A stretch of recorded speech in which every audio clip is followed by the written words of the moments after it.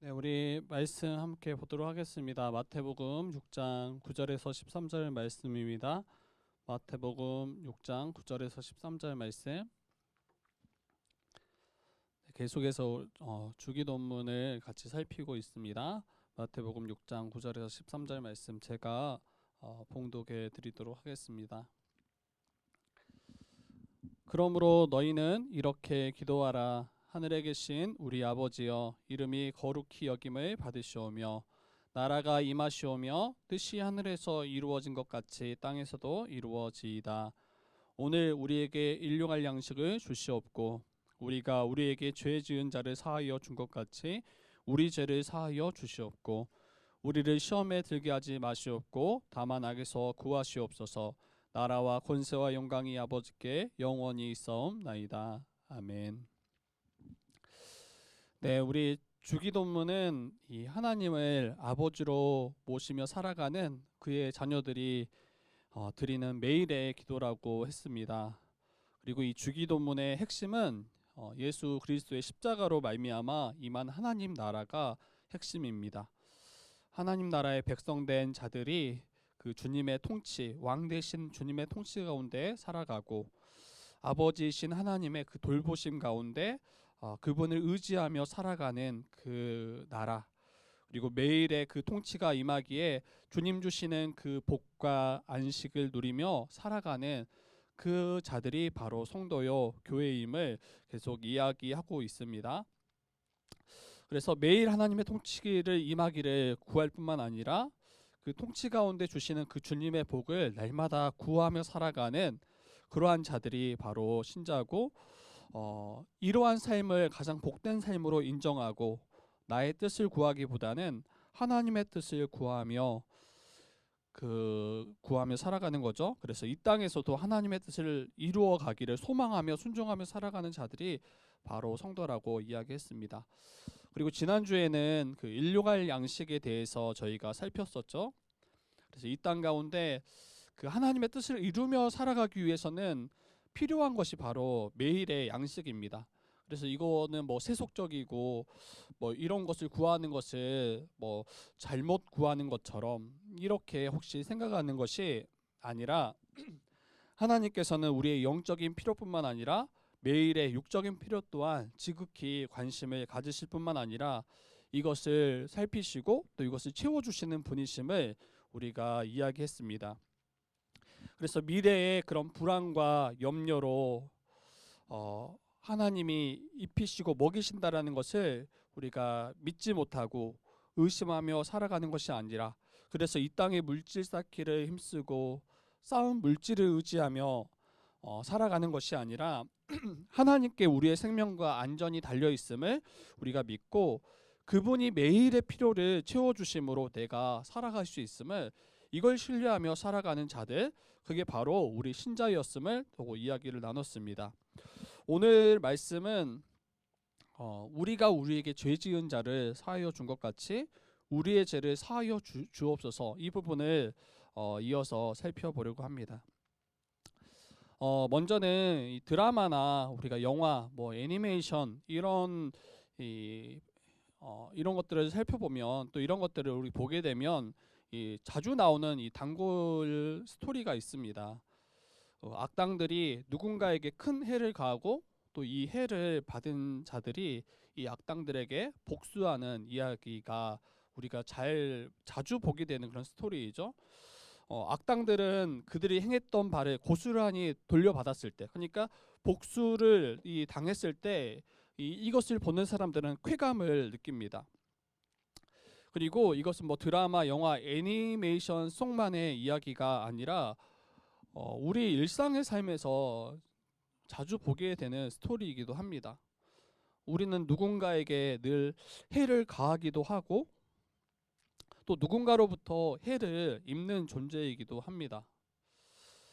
우리가 아무렇지 않게 뱉은 그 말과 행동들은 누군가를 고통스럽게 하고 아프게 하는 그런 말과 행동이기도 하고, 반대로 우리가 속한 곳에서 또 누군가로부터 이러한 해를 당하고 이로 말미암아 고통하고 또 스트레스에 시달리기도 합니다. 그리고 이 해를 당한 자는 기회가 된다라면 자신이 당한 바를 똑같이 돌려주겠다라는 그 앙심을 품고 살아갑니다. 요즘 이 스포츠계에서도 지금 요즘 이슈가 되는 부분이 있죠. 중고등학교 때 학교 폭력의 행사에 시달렸던 자들이 지금 이제 그 스포츠계에 있는 그 사람이 성공을 거두고 어느 정도 자리에 잡았을 때 이게 이제 폭로가 된 거죠. 그래서 이 고발하고 나섰을 때 사회적으로 굉장히 큰 지금 이슈가 되고 문제가 되는 것을 보게 됩니다. 이 자기가 예전에 행했던 그 잘못들에 대해서 톡톡히 대가를 치르고 있는 그런 상황인 것입니다. 뭐 부부 사이에도 마찬가지인 것 같아요. 이제 젊었을 때 심하게 이제 뭐 남편이나 아내가 속을 썩힌다라면 이 나이가 들어서 힘이 약해지면 전에는 이게 당했다가 나중에 이 젊었을 때 당했던 고통을 고스란히 돌려주는 그런 아내들, 뭐 남편들, 그런 이야기도 심심치 않게 듣기도 합니다. 뭐 직장 안에서도 마찬가지, 원수가 되어서 뭐 해를 주고 받고 이런 일들이 너무 다반사입니다. 뭐 가족들 안에서도 고부 간의 뭐 갈등이나 이 부모와 자녀 간의 그 갈등, 하여튼 상처를 주고 상처받는 일들이 너무 많죠. 이러한 상황들이 계속 지속될 때 우리는 그곳이 바로 지옥이라고 또 이야기할 수 있을 것입니다. 너무 이제 고통스럽고 너무나 관계 가운데 어려워지기 때문에 마치 지옥에 있는 것처럼 큰 그런 어려움에 또 고통에 시달리고 있는 모습인 것입니다. 여러분, 지난주에 일용할 양식을 구하는 기도에서 말씀드렸지만 본래 하나님께서 인류를 창조하실 때 서로가 서로에게 해를 가하고 해를 입는 그런 존재로 창조하시지 않았습니다. 하나님께서는 아담과 하와를 창조하실 때 그때 이 아담과 하와의 모습을 보면 어때요? 아담이 혼자 사는 것이 좋지 않게 보시고 아담을 위해 돕는 배필을 지어서 창조하셔서 붙여주셨습니다. 그리고 하나님께서 하와를 창조하실 때 아담을 창조했을 때와 다른 방식으로 이 하와를 지으셨음을 말씀을 통해 살필 수가 있습니다. 아담은 하나님께서 직접 이 창조하셨더라면 이 하와를 창조하실 때는 아담을 깊이 잠들게 하시고 아담의 갈빗대를 하나를 취해서 그 빈자리에 살로 채우시고 이 갈빗대를 가지고 이 여자를 창조하셨습니다. 왜 아담과 같이 똑같이 그렇게 창조하시지 않고 여자를 창조하실 때 남자의 갈빗대로 그를 창조하셨는지 우리가 한번 생각해 봐야 합니다. 이는 뭐 여러 가지 이야기가 있을 수 있겠지만 가장 핵심은 바로 아담과 하와가 서로 다른 존재가 아니라 한 몸 된 한 존재임을 분명하게 보여주는 것입니다. 다른 존재인 것처럼 보이지만 하나인 존재입니다. 아담으로부터 하와가 나왔고 아담의 갈빗대로 하와를 창조하셨다는 것은 그가 서로 다르지 않고 본래 하나인 존재이구나, 한 몸 된 존재이구나를 잘 보여주는 표현입니다. 그래서 하와를 아담에게 이끄셨을 때 아담이 그 하와를 보며 이렇게 말합니다. 이는 내 뼈 중에 뼈요 살 중에 살이라. 이것을 남자에게서 취하였은즉 여자라 부르리라. 이러므로 남자가 부모를 떠나서 그의 아내와 합하여 둘이 한 몸을 이룰지로다. 아담이 하와를 보고 내 뼈 중에 뼈요 살 중에 살이라 이렇게 고백합니다. 무슨 말입니까? 내 뼈 중에 뼈라는 것은 내 뼈라는 이야기죠. 내 살 중에 살이라는 것은 내 살이라는 것을 이야기합니다. 그리고 이건 높여주는 표현이에요. 왕 중에 왕 이렇게 이야기하며 왕 가운데 가장 높은 가장 존귀한 자를 표현하는 것처럼 이 아담이 하와를 이야기하고 그에게 고백할 때 내 뼈 중에 뼈 살 중에 살이라는 것은 가장 귀함을 또 고백하는 표현입니다. 이렇게 아담은 하와를 볼 때 자기 자신과 같이 여겼습니다. 다른 존재로 여기지 않고 나와 같은 존재로 여겼습니다.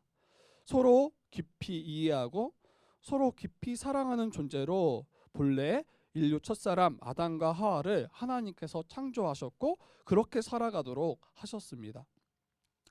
그리고 아담과 하와는 인류의 대표라고 전에도 계속 이야기를 했죠. 그래서 단순히 이건 부부의 이야기가 아닙니다. 아담과 하와 이후에 태어난 모든 자들이 이와 같이 돕는 배필로서 서로를 위해 살아가도록 하나님께서 창조하셨음을 우리는 알아야 됩니다. 무엇을 도울지도 생각해 봐야죠.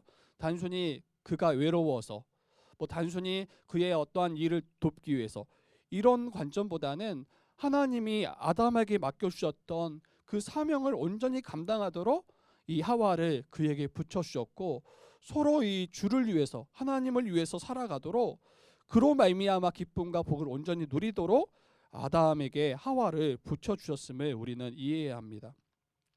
그래서 서로를 해하거나 서로를 고통스럽게 하는 존재가 처음에 아니었습니다. 문제는 무엇입니까? 아담과 하와가 하나님께 범죄하는 그때에 바뀌어버린 것입니다. 아담과 하와가 자기의 자리에 만족하지 못하고 하나님과 같이 되려고 이 뱀의 유혹에 빠졌을 때, 넘어갔을 때, 그리고 하나님 앞에 하나님이 금지하신 그 선악을 알게 하는 나무의 열매를 먹고 범죄함으로 불순종했을 때 하나님은 그들을 저주하셨습니다. 지난번에도 말씀드렸던 이야기지만 다시 한번 제가 본문을 한번 읽어드리고 또 이야기 드리겠습니다. 창세기 3장 16절인데요. 또 여자에게 이르시되 내가 내게 임신하는 고통을 크게 더하리니 내가 수고하고 자식을 낳을 것이며 너는 남편을 원하고 남편은 너를 다스릴 것이니라 하시고, 이 후반부에 있는 부분을 좀 더 우리가 집중해서 볼 텐데, 너는 남편을 원하고 남편은 너를 다스릴 것이다. 그래서 여기서 원한다라는 이 단어는 사모한다, 간절히 원한다, 간절히 사모한다라는 그런 의미도 있지만 또 다른 의미는 지배한다, 다스린다, 이런 의미가 강한 그런 단어라고 이야기했습니다. 그래서 다시 이야기를 하면 너는 남편을 다스리려 하나 남편은 너를 다스릴 것이다. 너는 남편을 지배하려 하나 남편이 너를 다스릴 것이다. 이렇게 이야기해요. 그래서 서로가 서로를 지배하고 다스리고 서로가 머리 되려 하고 군림하려 하는 것이 바로 이 저주의 결과입니다. 그 결과 한몸됨이 깨졌습니다. 그 결과 서로 자기 자신과 같이 여기지 않고 그를 억누르고 짓눌러서 자기가 높아지려는 그러한 모습으로 바뀌게 된 것입니다.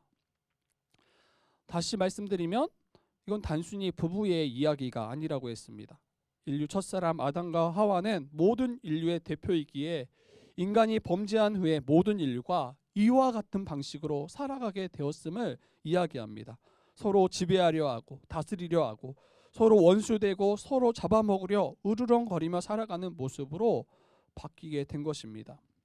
나라와 나라가, 민족과 또 민족이, 지파와 지파, 지역, 인종, 가족 안에서도 고부 간에 또 부부 간에 또 여러 그런 관계 가운데 다 이와 같이 깨어진 그런 관계로 살아가는 것입니다. 하나님과의 관계가 깨어졌을 뿐만 아니라 인간 안에서 서로의 관계도 다 깨어져 버린 시대를 저와 여러분이 살아가고 있는 것입니다. 자기 중심적으로 바뀐 거예요. 자기밖에 이제 알지 못하는 거죠. 자신이 가장 중요합니다. 결혼을 하는 이유도 자기의 행복을 위해서 결혼하고 상대방의 행복을 먼저 생각하기보다는 이 자신이 결혼하면 행복하겠다라는 그 생각을 가지고 합니다. 그게 나쁘다는 이야기가 아니에요. 그런데 제가 말씀드리고 싶은 것은 이 관계가 다 깨어지고 자기밖에, 자기 중심적으로밖에 생각하지 못한다는 거예요. 아이를 낳고도 마찬가지예요. 자녀를 낳고도 이 자녀가 자기의 뜻대로만 또 자기의 생각대로만 자라기를 기대하고 그에 미치지 못하거나 그에 합당하지 않으면 실망하고 도리어 자녀를 어렵게 하는 경우도 보게 됩니다. 여러분, 이렇게 다 깨어져 버린 시대 가운데, 세상 가운데 우리가 살아가고 있고, 이것이 저주요? 또 이러한 것이 바로 지옥 아닌지 모르겠어요. 서로가 미워하고 시기하고 질투하고 계속 다스리려 하고 지배하려 하고 굴복시키려는 그러한 삶의 모습들. 물론 이 최극단이 아마 주님 다시 오실 때 지옥에 거한다라면 그 최극단의 모습이 정말 자기밖에 모르고 서로 미워하고 시기하고 질투하고 서로 해하기를 기뻐하고 이런 모습으로 아마 드러날 것 같아요. 그런데 하나님께서는 죄로 말미암아 깨어진 관계를 다시 회복시키시고자 다시 하나님이 다스리시는 그 사랑의 나라로 우리를 초대하시고자 그의 아들 예수 그리스도를 이 땅 가운데 보내주셨습니다.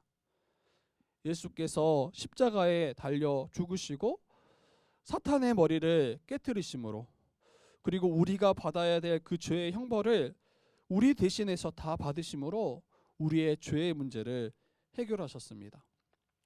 그리고 우리가 하나님 나라에 다시 나아가도록 우리를 대신해서 모든 의를 이루시고 그를 믿는 자들의 이 의를 선물로 주셨습니다. 여러분, 죄가 해결되었다는 것은 그 죄로 말미암은 우리가 받은 저주의 문제도 해결되었다는 것을 의미합니다. 그래서 앞에서 말했던 그 깨어진 모든 관계가 예수 안에서 회복되었음을 우리는 말씀을 통해서 우리가 살펴보고 우리가 이미 알고 있습니다. 여러분, 죄는 하나님과 우리의 관계를 깨트리고 인간과 인간 사이의 관계를 다 끊어버리지만 예수 그리스도로 말미암아 그를 믿어 성령으로 예수와 연합된 우리 신자들은, 우리 성도들은 이제는 더 이상 그러한 죄의 저주 아래 있는 존재로 살아가는 것이 아니라 서로 깨어진 관계로 서로 미워하고 서로를 해를 가하고 해를 입는 그런 관계가 아니라 예수 안에서 한 세 사람 한 몸이 되어서 이전에 아담과 하와가 저주를 받기 전에 자기 자신과 같이 사랑했던 것처럼 이해했던 것처럼 서로가 돕는 배필로 살았던 것처럼 그러한 존재로 다시 회복되었음을 우리가 아셔야 합니다. 자기 자신과 같이 사랑하는 존재, 이게 바로 신자요 교회임을 알아야 합니다. 여러분, 이 전제를 가지고 오늘 말씀을 이해한다면 더 분명하게 우리가 우리에게 죄 지은 자를 사하여 준 것 같이 우리의 죄를 사하여 주옵시고 이 부분을 더 이해할 수 있을 것입니다. 한번 다시 제가 읽어드릴게요. 우리가 우리에게 죄 지은 자를 사하여 준 것 같이 우리의 죄를 사하여 주옵시고, 이 말씀을 오해하기 쉽습니다. 우리가 우리에게 죄 지은 자를 사하여 준 것 같이 우리 죄를 사하여 달라 이렇게 간구하는 이 기도, 그러니까 죄의 용서가, 우리가 받은 그 죄의 용서가 은혜가 아니라 다른 이의 죄를 용서할 때 우리가 그 용서함을 받는 것으로 오해하기 쉽습니다. 조건절로 이해하는 거죠. 우리가 다른 이의 죄를 용서하지 않는다면 우리의 죄 사함도 없음을 이야기하는 것처럼 우리가 이해하기 쉽습니다. 그러나 만약에 우리가 받은 이 죄 사함이 은혜, 또 하나님으로부터 나온 그 은혜가 아니라 우리의 행위에 근거해서 율법의 행위에 대한 이 조건적 보상으로 이 말씀을 우리가 이해한다면 이 복음을 또 송두리째 부인하는 결과가 일어나게 됩니다. 여러분, 우리가 받은 이 용서, 이것은 내가 용서했기 때문에 받은 것이 아닙니다. 만약에 이렇게 이해한다면 우리는 이 기도를 드릴 때마다 마음이 굉장히 불편할 수밖에 없습니다. 왜 그렇습니까? 여전히 내게 해를 가한 이들에 대해서 그들의 그 죄를, 또 그들의 그 잘못을 용서하지 못하는 경우가 너무 많기 때문입니다.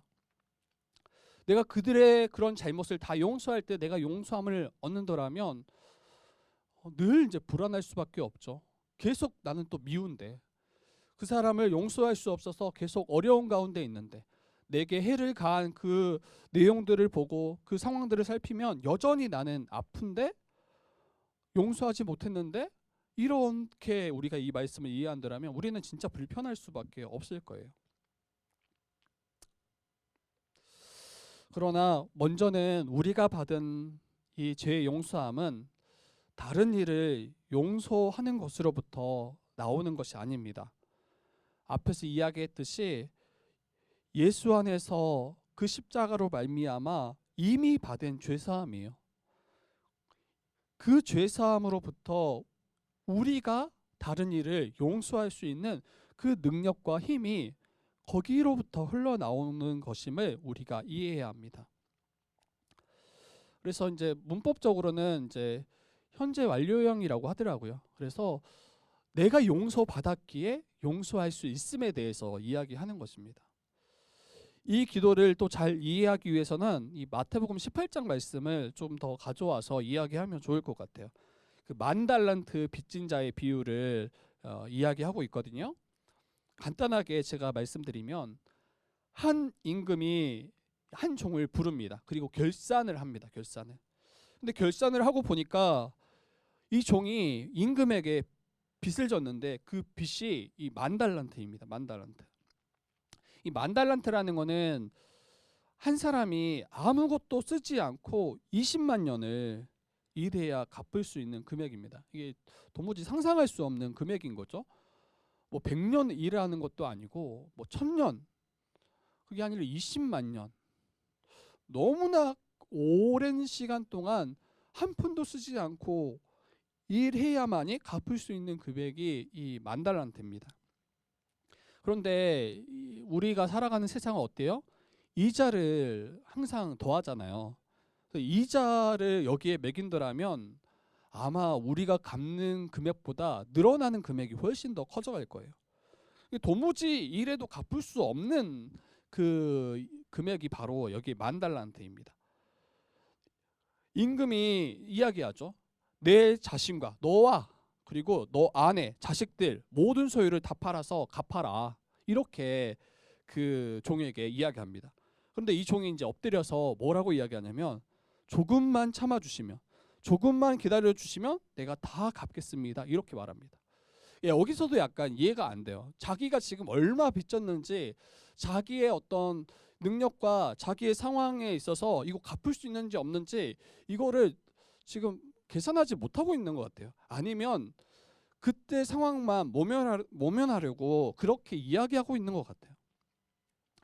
시간 끄는 것처럼 보이거나 아니면 자기가 어떤 빚을 졌는지 도무지 가늠하지 못하는 어리석은 모습을 보게 되죠. 그런데 임금이 거기에 대해서 나무라지 않고 그가 아무리 해도 자기를 팔거나 처자식을 팔거나 모든 소유를 다 팔아도 도무지 갚을 수 없는 그의 상태를 그 임금이 알고 그를 불쌍히 여깁니다. 그리고 그를 놓아 보내주면서 그가 빚진 10,000달란트를 다 탕감해 줍니다. 다 없이 해줘요. 얼마나 큰 은혜를 받았는지를 이야기하고 있죠. 그런데 문제는 뭡니까? 이 10,000달란트 탕감받은 종이 나가면서 한 다른 동료를 만나는데 그 동료는 자기에게 100데나리온을 빚진 자입니다. 이 한 데나리온은 어른 한 명의 하루 품삯이거든요. 그래서 100일을 일하면 갚을 수 있는 금액이 바로 이 100데나리온입니다. 그런데 이 10,000달란트 탕감받았던 자가 이 100데나리온을 빚졌던, 자신에게 빚졌던 동료를 딱 보면서 멱살을 잡기 시작합니다. 그리고 내게 빚진 돈을 갚으라고 말합니다. 그런데 그 동료가 이제 무릎을 꿇고 또 간구해요. 조금만 참아주면 다 갚을 것이다. 조금만 참아주면 내가 꼭 갚겠다. 이렇게 간청하는데 이 종은 허락하지 않고 빚을 갚도록 그를 옥에다가 가두어 버립니다. 옆에 있는 다른 많은 동료들이 이 상황을 지켜본 거예요. 그리고 너무 기가 막힌 거예요. 또 너무 어이가 없는 거예요. 그리고 나서 이 상황을 이 임금에게 알립니다.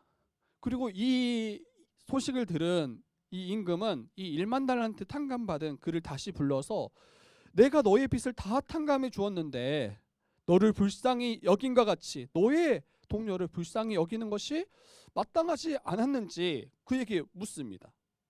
그리고 그 10,000달란트 탕감받았던 그 빚을 다 갚으라고 명하고 그를 감옥에 가두고 이 스토리가 마치게 됩니다. 여기서 말하는 바가 뭡니까? 아무리 못되고 아무리 못난이라 할지라도 그렇게 큰 엄청난 빚을 탕감받았더라면 자신에게 적은 빚을 진 자에게 관용을 베푸는 것이 합당하지 않냐, 이 이야기를 하는 거예요. 너가 엄청난 빚을 탕감받았는데 내게 작은 빚을 진 자에게 이조차도 관용을 베풀지 못한다면 이게 합당한지를 묻고 있는 것입니다. 이거 우리가 여러분 생각해 보세요. 엄청 기쁠 거 아니에요. 뭐 한 100억을 빚졌는데 100억을 탕감받았어요.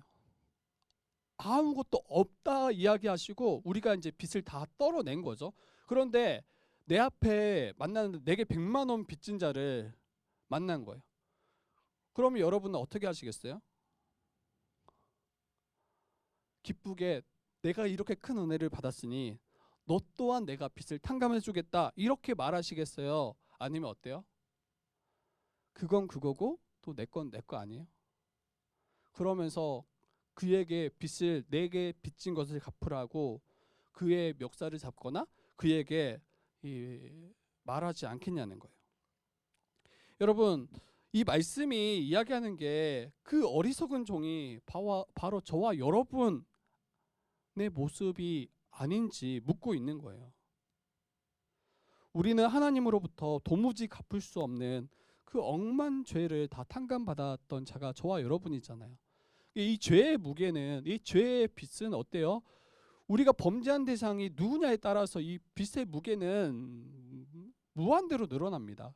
그런데 우리가 범죄한 대상이 만왕의 왕이신 하나님이신데 우리가 지금 얻은 모든 것이 다 그분으로부터 온 것이고 우리는 모든 것을 빚진 자잖아요.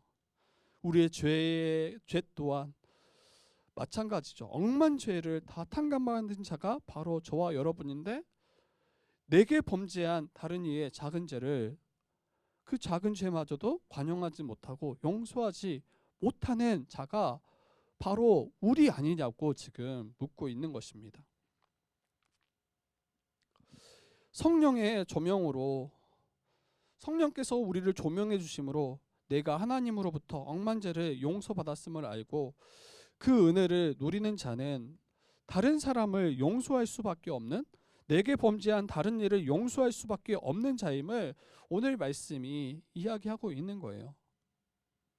예수 그리스도의 보혈로 말미암아 죄 사함 받은, 그리고 그로 말미암아 하나님과 화평을 누린 그 자는 동일하게 나를 통해서 다른 이들도 이 관계가 회복되어지고 하나님 앞에 나아갈 수 있도록, 하나님과 화평할 수 있도록 그들의 죄 또한 용서해 주는 것이 바로 신자임을 이야기하는 것입니다.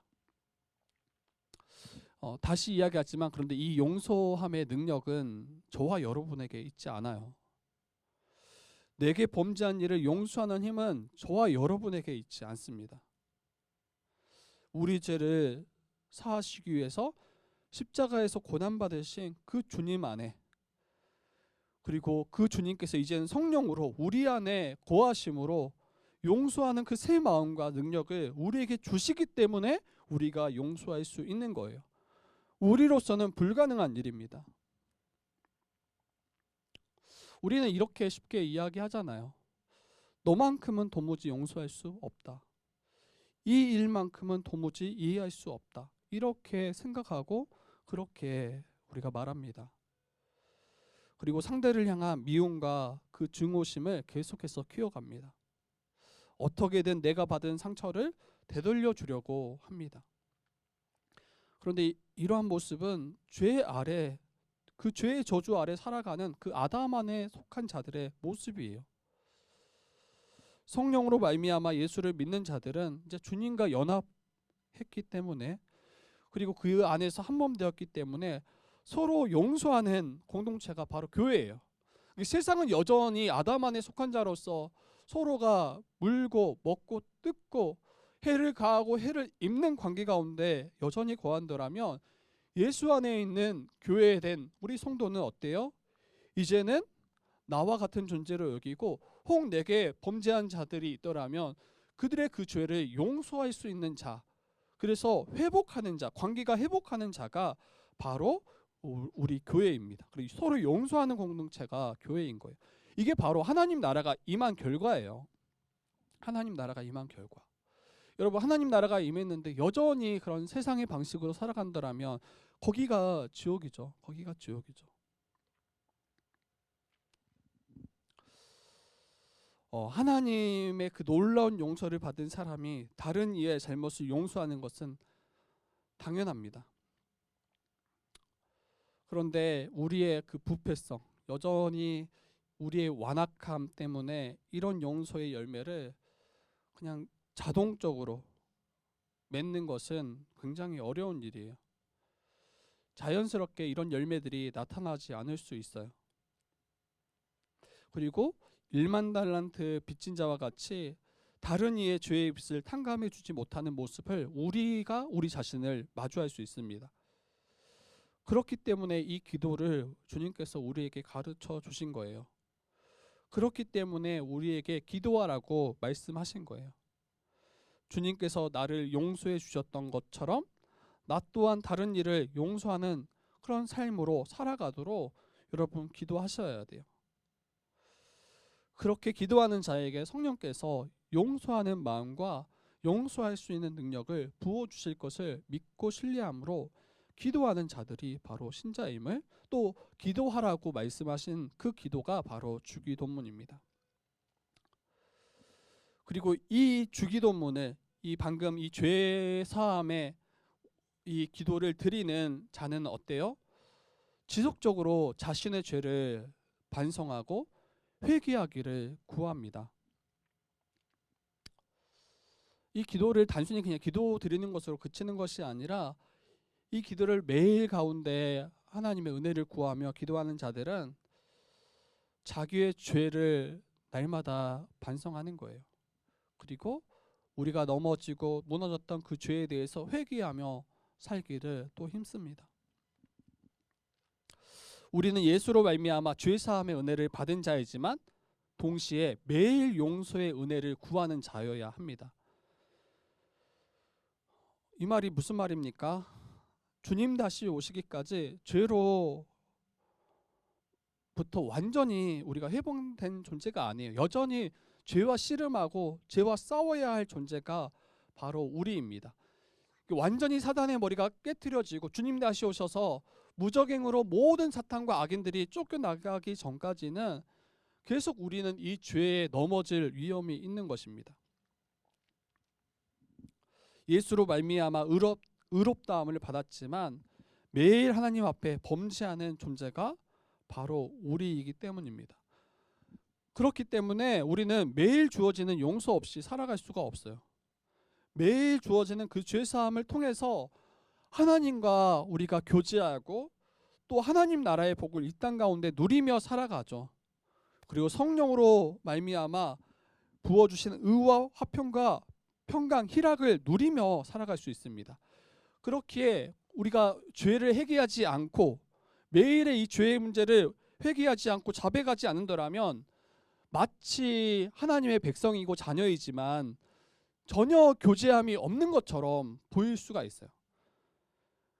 우리의 날마다 죄의 고백과 자백이 없는 그러한 자는, 회개할 게 있음에도 불구하고 회개하지 않는 자는 결국에는 하나님과 끊어진 것처럼 느끼기 쉽고 또 사람과 사람의 관계 가운데 여전히 깨어진 관계로 살아가기 쉽습니다. 우리 한번 다시 돌아봤으면 좋겠어요. 우리는 매일의 회개의 기도를 드리고 있는지, 혹시 죄를 너무 가볍게 여겨서 하나님께 범죄했음에도 불구하고 회개하는 일을 힘쓰지 않고 있지는 않는지, 죄사함 받아서 하나님의 거룩한 백성이 되었음에도 불구하고 죄를 방치하고 죄와 벗하며 살아가고 있지는 않는지 우리가 한번 다시 돌아봐야 됩니다. 이 매일의 죄로 말미암아 우리가 하나님과의 관계가 마치 끊어진 것처럼, 그리고 전혀 그 하나님의 복과 안식을 누릴 수 없기 때문입니다.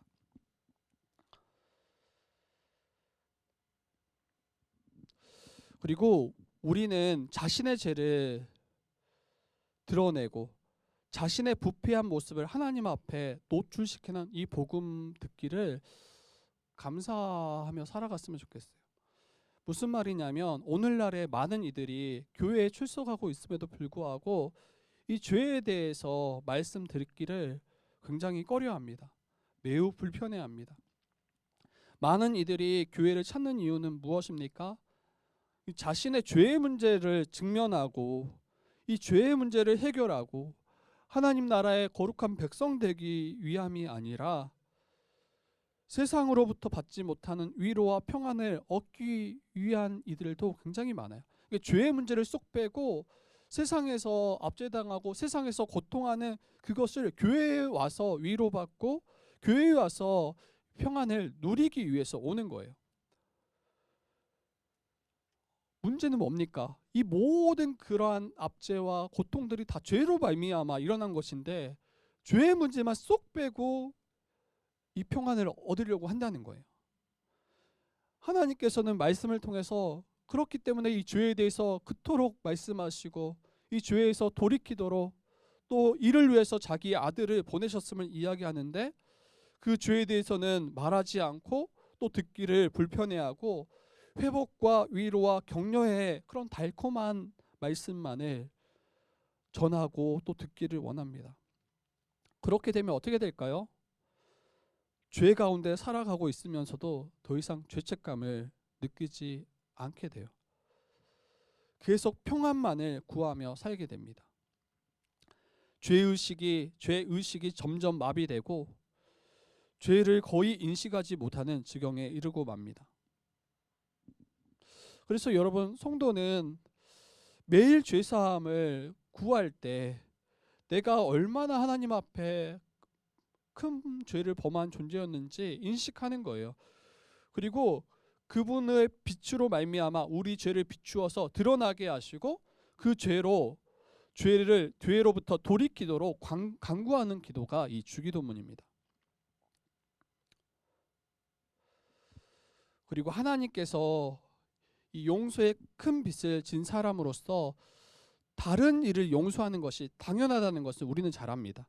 하나님께서 우리에게 얼마나 큰 용서를, 그 사랑의 그 용서를 베푸셨는지 우리가 알기 때문에 다른 일을, 내게 범죄한 다른 일을 용서한다는 것이 당연하다고 우리는 압니다.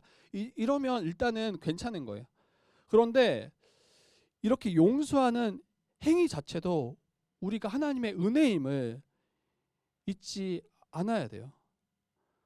그렇지 않으면 어떻게 될까요? 이제 자기를 높이기 시작하는 거예요. 또 겸손하기보다는 자기를 자랑하기 시작해요. 나는 내게 이러한 범죄까지 행한 자를 내가 용서했다. 이러면서 또 자기 의로 나아가기 쉽습니다.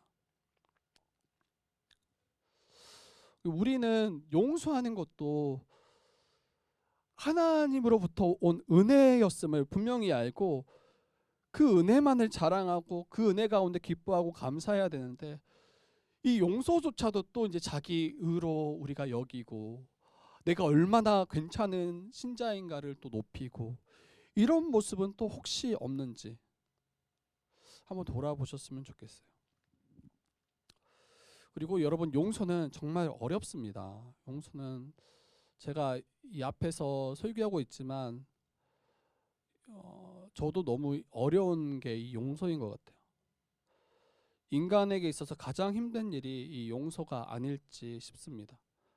왜냐하면 이건 우리의 본성을 거스르는 문제이기 때문입니다. 만약에 여러분에게 뺨을 누가 한 대 이게 휘두른다라면 어떨까요? 지나가는 누군가가 여러분에게 뺨을 친다라면 한 대 돌려주는 게 우리의 일반적인 본성이에요. 만약에 한 대 맞았는데 돌려주지 못하면 억울해서 잠을 이루지 못합니다. 왜 내가 그때 한 대 맞고 그대로 그냥 참았는가? 그때 한 대 더 쳤어야 되는데. 거기에 대해서 억울해하고 분해서 잠 못 자는 자가 바로 우리예요. 그런데 문제는 우리는 성도라는 거예요. 성도라는 거. 너무 이제 주님의 뜻이 분명해. 용서받은 자로서 용서하는 것이 마땅한데 억울한 일을 당했음에도 불구하고 이 억울한 일 때문에 충분히 괴로움에도 불구하고 용서하지 못하는 자신을 보면서 더 괴로워하는 그런 모습들을 때로는 보게 됩니다. 차라리 그냥 세상 사람들처럼 그러한 자를 실컷 미워하고 욕하고 저주하고 안갚음하면 분이라도 혹 풀릴 수 있을 것 같은데, 우리는 이제 그리스도인이기 때문에 그럴 수 없다라는 것을 알고 있는 거죠. 그리고 여러분, 용서를 했다 할지라도 그 마음의 상처는 바로 치유되지 않아요. 우리가 누군가 나를 한 대 세게 치면 시퍼렇게 멍들어서 오래 가잖아요.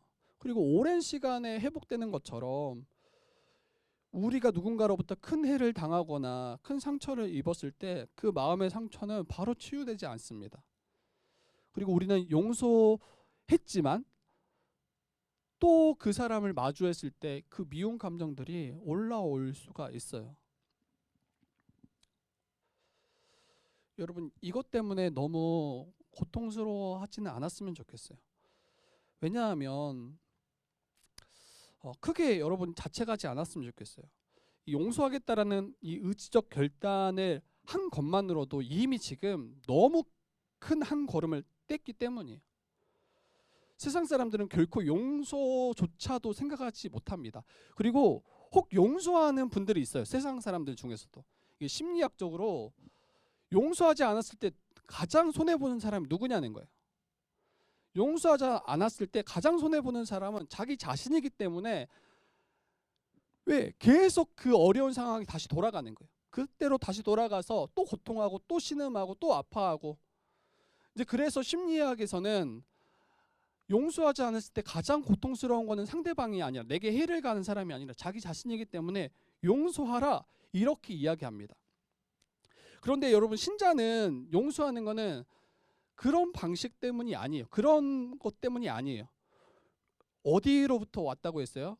바로 하나님께 범죄했던 그 억만죄를 지었던 그 하나님으로부터 너무나 큰 용서를 받았기 때문에 거기에 기뻐하고 감사하고 감격해서 내게 범죄한 자를 용서하는 거지, 또 자기 자신의 어떤 유익을 위해서 용서하는 거, 이것도 물론 가능하고 괜찮지만, 이렇게 해도 칭찬할 수 있겠지만 성경이 말하는 그 용서와는 좀 차이가 있다는 것을 우리가 알았으면 좋겠어요.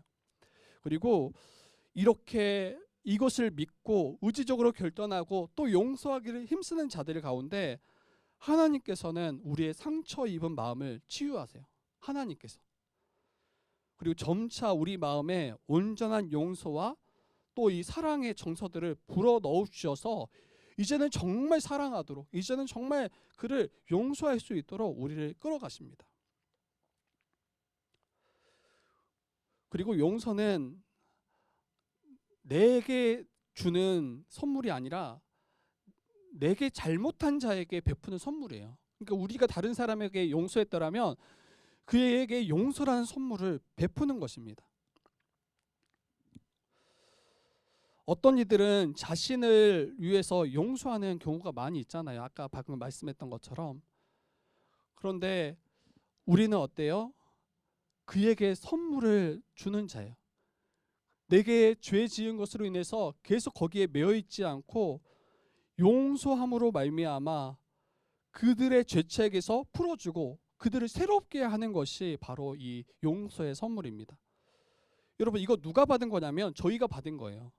그러니까 예수께서, 하나님께서, 삼위 하나님께서 우리의 죄를 용서하심으로 우리가 죄책에서 풀어져서 자유함을 얻고 새로운 인생을 살아갈 수 있게 된 것처럼, 우리가 다른 이를 용서한다는 것은 그가 죄 가운데 머물러 있고 죄책 가운데 신음하고 있는 그를 완전히 해방시키고 그를 새롭게 하는데 우리가 그 선물을 주는 거예요. 그래서 루터는 이렇게 이야기합니다. 루터는 용서에 대해서 이렇게 이야기하는데, 그리스도께서 우리를 살리고 새롭게 하시기 위해서 자신을 내어주셨듯이 우리도 우리 자신을 또 다른 그리스도로 우리 이웃에게 내어주는 것.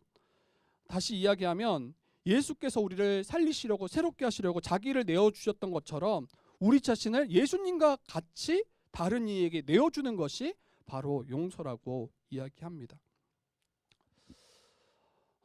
이게 바로 예수님께서 우리에게 베풀어 주신 용서예요. 그냥 입술로만 내가 너의 죄를 사하노라 이렇게 말씀하신 것이 아니라 우리를 모든 죄의 책에서 또 그 죄의 형벌에서 건지시고 구원하시기 위해서 자신이 친히 자기의 몸을 내어주심으로 우리를 용서하신 것, 이게 바로 예수님의 용서입니다. 그리고 여러분, 참된 용서를 우리가 오해하시지 않았으면 좋겠어요. 참된 용서는 그냥 상대방의 죄에 대해서 눈 감아버리는 것, 거기에 대해서 아무것도 행하지 않는 것, 이게 용서가 아니에요. 전에 우리 자주 이야기했었던 이야기인데 상대방의 죄에 대해서 권면하고 상대방의 죄에 대해서 권면함으로 그를 돌이키려고 할 때 많은 분들이 이것을 너는 왜 사랑이 없냐 이렇게 이야기합니다. 어떻게 너는 신자인데 이렇게 사랑이 없냐, 그 죄의 문제 그냥 넘어가면 되지 않냐 이렇게 이야기하는데, 여러분 이거는 참된 사랑도 참된 용서도 아닙니다. 용서는 오히려 죄를 죄라고 이야기할 수 있어야 됩니다. 죄를 용서한다는 것은 상대가 나에게 분명히 잘못했음을 알려주고 그 죄로부터 돌이켜서 이 관계를 회복시키는 것이 참된 용서이기 때문입니다. 그래서 이런 좀 잘못된 사랑 또 잘못된 용서가 교회 안에 있도록 방치하면 안 될 것 같아요. 죄에 대해서는 우리가 분명하게 이야기해야 돼요. 그런데 정죄하는 조가 아니라 그를 정말 건져내기 위해서, 그를 정말 살리기 위해서 우리가 죄에 대해서 권면하고 그가 돌이키도록 우리가 이야기할 수 있어야 됩니다. 이게 굉장히 큰 용기예요. 또한 용서를 선물로 받아야 하는 자들은 어떻게 해야 될까요? 자신의 죄를 분명하게 증명해야 돼요. 그리고 그 죄를 인정해야 돼요. 그리고 자기의 죄로 말미암아 이 관계가 깨졌음을 분명히 알고 이 관계를 회복시키도록 힘써야 됩니다. 이게 용서받는 자들의 태도인 것 같아요. 근데 문제는 이 죄를 인정하지 않을 때, 회개하지 않을 때예요. 나는 용서의 선물을 전하고 싶은데 상대가 이 죄를 인정하지 않고 회개하지 않을 때, 그때 그러면 우리는 어떻게 해야 되는가 할 때 어때요? 우리는 그때 용서해야 돼요. 그가 받든 받지 않든 우리의 몫은 용서하는 거예요. 그리고 나머지는 우리 하나님께 맡겨야 합니다.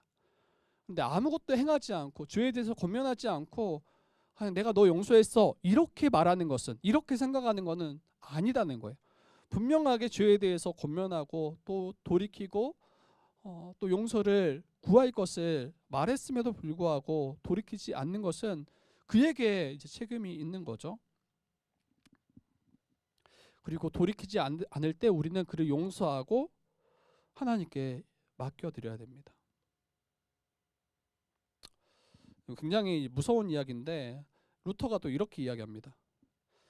우리의 용서를 받아들이지 않고 무시하는 이는, 이렇게 이야기하는데, 용서할 수 있는 죄를 용서할 수 없는 죄로 변질시키는 것이다, 이렇게 이야기해요.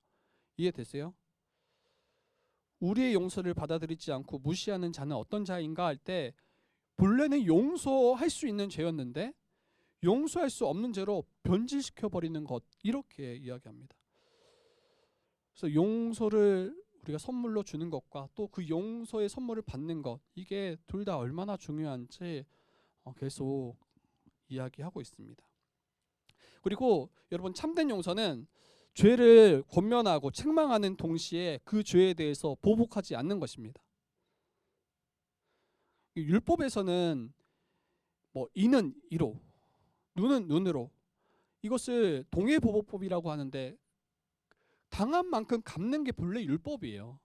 왜 이렇게 율법에 기록되어 있냐면 그래야 다른 그 약한 자를 보호하고 지킬 수 있기 때문입니다. 그런데 이 용서는 어때요? 죄에 대한 책임과 처벌을 면하게 해줍니다. 그리스도가 이루신 그 죄사함으로 말미암아 죄에 대한 책임과 처벌을 면하게 해줍니다. 이게 빚을 탕감해 주는 거죠. 그리고 용서란 상대가 입힌 고통과 피해에 대해서 보복하지 않는 것, 이게 참된 용서예요. 근데 많은 분들이 이제 저도 마찬가지예요. 많은 분들이 무의식적으로 자기가 당한 것을 마음속 깊이 담아두고 언제 기회가 되면 크게 여지없이 올라와서 똑같이 대합니다. 누군가에게 욕을 들었다거나 누군가에게 해를 당했을 때 그때는 잘 넘어가는 것처럼 보이는데 비슷한 상황이 딱 마주하면 여지없이 똑같이 안갚음하는 그런 모습들을 보게 돼요. 그런데 참된 용서는 그런 것이 아니라는 것을 우리가 기억하셨으면 좋겠습니다. 하나님은 어때요? 우리의 죄를 사하시고 우리의 죄를 다시 기억하시지 않는다라고 말씀하십니다. 하나님은 우리의 과거의 죄를 다시 떠올리시면서 곱씹고 언짢아 하시는 분이 아닙니다. 하나님은 전지하시기 때문에 모든 것을 빠짐없이 기억하는 분이시지만 유일하게 잊어버리는 것이 있는데 우리가 죄를 회개하고 돌이켰을 때 우리의 죄에 대해서 전혀 기억하시지 못해요. 이거 굉장히 아이러니죠. 모든 걸 기억하시는데 범죄 회개한 모든 우리의 죄에 대해서는 전혀 기억하시지 못하는 분이 하나님이세요. 그래서 하나님은 우리 죄를 망각하는 그 능력을 가지고 계십니다. 그리고 마지막으로 한 가지만 더 말씀드리고 이제 마칠 텐데요. 주님이 우리를 무죄한 자로 보시는 것처럼 우리도 우리에게 범죄했던 자 그리고 돌이켰던 자를 바라볼 때 아무런 잘못을 행하지 않은 자로 바라볼 수 있어야 돼요. 이게 이제 바로 용서의 완성이라고 말합니다. 여러분, 우리가 상대방을 볼 때 그 눈빛을 통해서 상대가 내게 어떻게 생각하고 어떤 마음인지 어느 정도는 다 우리가 살필 수 있잖아요. 그런데 이 눈빛이 달라요. 그 사랑의 눈빛이 아니라 여전히 범죄한 자로서 그를 바라보고 있더라면, 상대방이 나에게 범죄했던 그때 그 눈빛을 가지고 그를 보고 있더라면, 그런데 그게 아니라 내게 전혀 죄를 짓지 않았던 그때의 그 사랑의 눈빛, 그 눈빛으로 그를 바라볼 수 있어야 됩니다. 여러분, 이제 전과자들이 굉장히 힘든 게 그런 지점인 것 같아요. 그러니까 감옥에서 들어가서 그 죄 간 만큼 이제 형량을 살고 돌아왔을 때 세상이 그 전과자에 대해서 어떻게 바라보냐는 거예요. 물론 이 또한 본인이 짊어져야 될 책임이 있다라는 걸 부정할 수 없지만, 전과자라는 그 줄이 한 줄 쫙 그어졌을 때 가는 곳마다 그를 바라볼 때 이 불신의 눈, 그리고 그를 의심하고 도리어 거기에 대해서 이제 안 좋은 그런 눈빛을 늘 보내게 되잖아요. 그런데 주님은 우리를 보실 때 우리가 범죄고 전과가 있는 자임에도 불구하고 전혀 그런 존재로 보시지 않는다라는 거예요. 그래서 특별히 좀 여러분의 그 가정 그리고 교회에서 이런 용서가 꼭 필요합니다.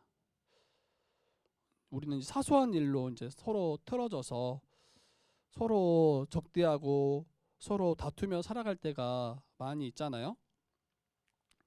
잘못했다는 말 그 한마디면 이제 풀릴 문제인데 사과하지 않고 용서하지 않고 또 지옥을 살아가는 그런 경우가 많이 있습니다. 이 자존심이나 우리의 이제 고집 때문이죠. 그래서 그런 모습이 아니었으면 좋겠어요.